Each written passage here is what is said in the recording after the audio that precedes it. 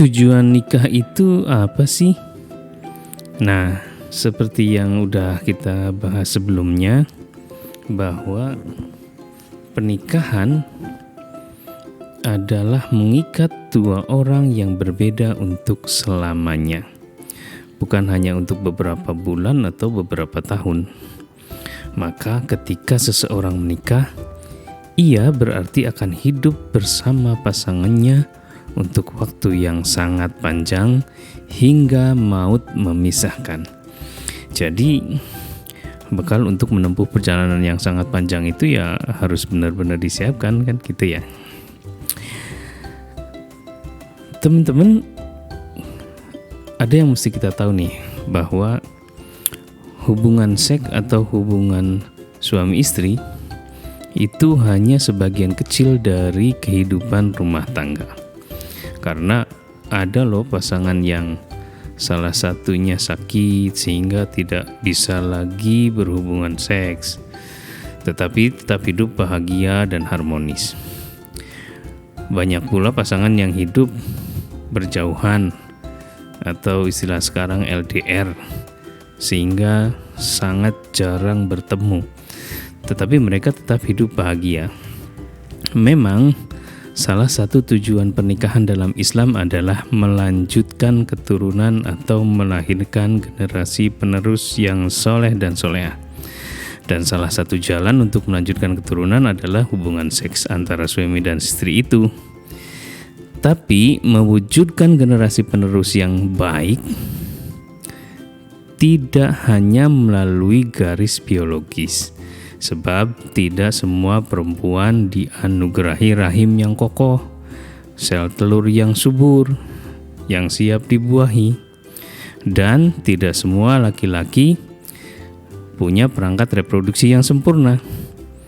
Banyak kan pasangan yang sampai akhir hayat mereka tidak punya keturunan, baik karena masalah kesuburan atau karena masalah di organ reproduksi salah satu atau keduanya. Bahkan dari beberapa pernikahannya, Rasulullah SAW sendiri hanya mempunyai keturunan dari istri beliau yang pertama, yaitu Sayyidah Khadijah. Ada pula salah seorang istrinya, yaitu Maria Qibtiyah, yang melahirkan seorang putra, tetapi meninggal saat masih bayi kan. Coba bayangkan, jika tujuan pernikahan semata-mata mendapatkan keturunan, tentu kan banyak pasangan yang bercerai karena setelah bertahun-tahun menikah tidak juga punya anak. Jadi sebenarnya salah satu tujuan pernikahan bukanlah mendapatkan keturunan, tetapi mewujudkan generasi penerus yang baik dan berkualitas. Nah, caranya, jika pasangan suami istri mendapatkan anak biologis, mereka berdua bisa bersama-sama mendidik putra-putri mereka dengan baik. Tapi jika tidak, maka menjadi orang tua asuh atau mengangkat anak seperti Rasulullah mengangkat Zaid bin Harithah. Bahkan sahabat Ali bin Abi Thalib juga bisa disebut putra Muhammad karena sejak umur 4 tahun telah meninggal bersama keluarga Muhammad dan Khadijah. Jadi gitu. Teman-teman, dalam kajian fikih munakahat ada beberapa tujuan nikah yang lain. Di antaranya adalah nikah bertujuan untuk menjaga kehormatan diri dan membentuk keluarga yang bahagia. Menjaga kehormatan diri sebenarnya kan masih terkait dengan tujuan sebelumnya, yaitu agar laki-laki dan perempuan tidak melakukan hubungan yang haram. Coba bayangin deh, jika hubungan antara laki-laki dan perempuan tidak diatur oleh pernikahan, tentu kan akan terjadi kekacauan dalam relasi sosial. Tanpa aturan tentang relasi seksual, seorang perempuan mungkin dinikahkan sama kakak kandungnya, pamannya, atau bahkan ayahnya sendiri. Akibatnya, seseorang mungkin akan menjadi anak sekaligus cucu seseorang. Karena itulah dalam Islam dikenal dengan istilah mahram dan ghairu mahram.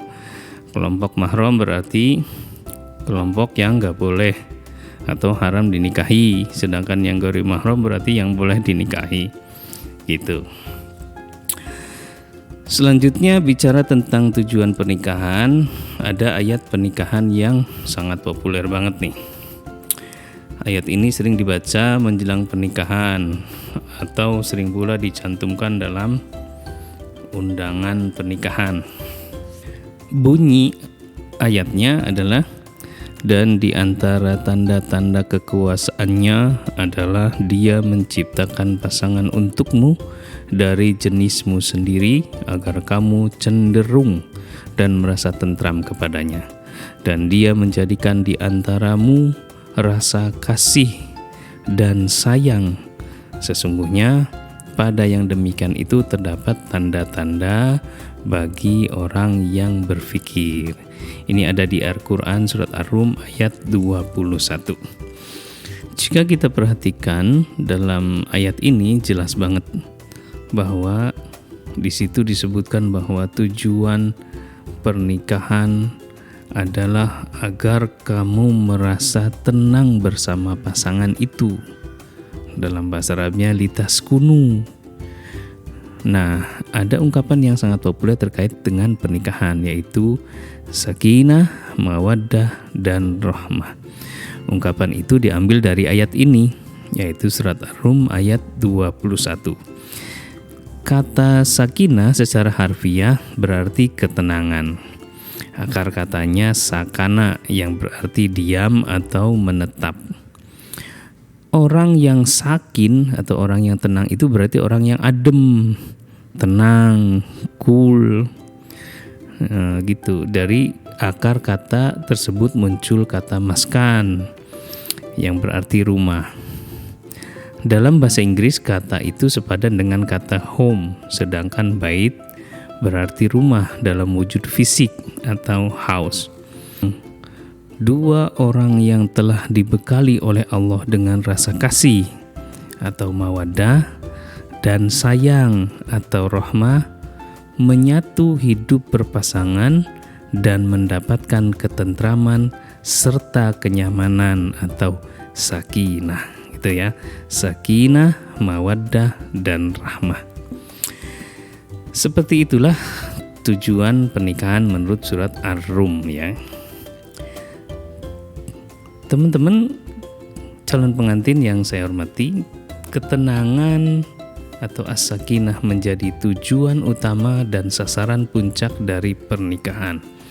Pokoknya gimana agar seseorang mengalami dan merasakan kehidupan yang lebih tenang, lebih nyaman, dan lebih bahagia. Dengan demikian segala hal lain hanya perantara dan perangkat pendukung untuk meraih tujuan tersebut.